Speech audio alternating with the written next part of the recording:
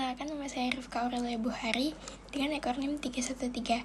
Saya akan menjelaskan kembali tentang materi hukum dan pembangunan di negara berkembang. Yang pertama, pembangunan dan permasalahannya.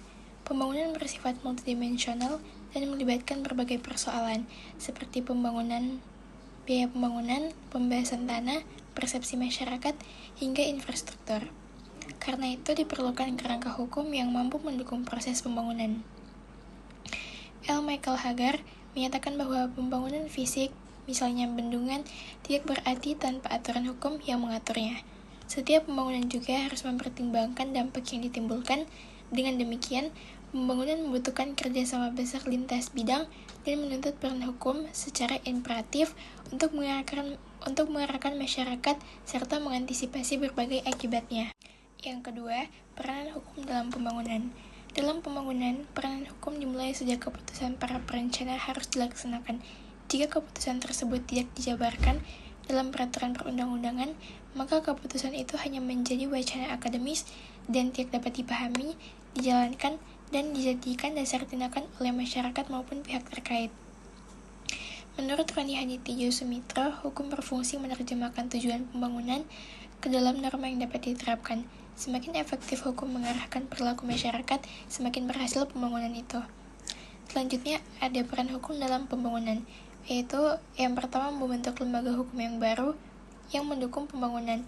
Yang kedua, memberikan kepastian hukum bagi proses dan hasil pembangunan. Yang ketiga, mengembangkan nilai-nilai kebersamaan untuk kepentingan masyarakat. Keempat, memberi legitimasi terhadap perubahan yang diperlukan. Kelima, mereformasi lembaga hukum lama dan menggantinya dengan yang lebih sesuai. Yang keenam, menyelesaikan sengketa yang muncul selama proses pembangunan.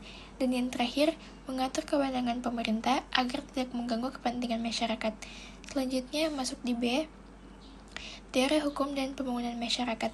Pembangunan nasional bertujuan mewujudkan cita-cita dalam pembukaan Undang-Undang Dasar 1945, termasuk kesejahteraan, pendidikan, dan keadilan sosial. Salah satu fokus pentingnya adalah pembangunan hukum, yaitu pembaruan aturan yang ada serta pembentukan hukum baru yang sesuai kebutuhan masyarakat. Hukum berperan sebagai alat yang mengarahkan perubahan sosial, menjaga ketertiban, melindungi hak masyarakat, dan memberi kepastian dalam pembangunan. Karena itu, pembangunan memerlukan hukum yang responsif dan mampu menyesuaikan diri dengan perkembangan zaman. Hukum dan pembangunan saling berkaitan. Pembangunan membutuhkan kepastian hukum, dan hukum memperoleh makna melalui keberhasilannya mendukung pembangunan masyarakat. Selanjutnya, C. Fungsi hukum dalam pembangunan. Fungsi hukum pembangunan adalah sebagai sarana pembaruan dan pembangunan masyarakat dengan tujuan menciptakan ketertiban dan keadilan serta mengarahkan kegiatan masyarakat menuju tujuan pembangunan yang diinginkan.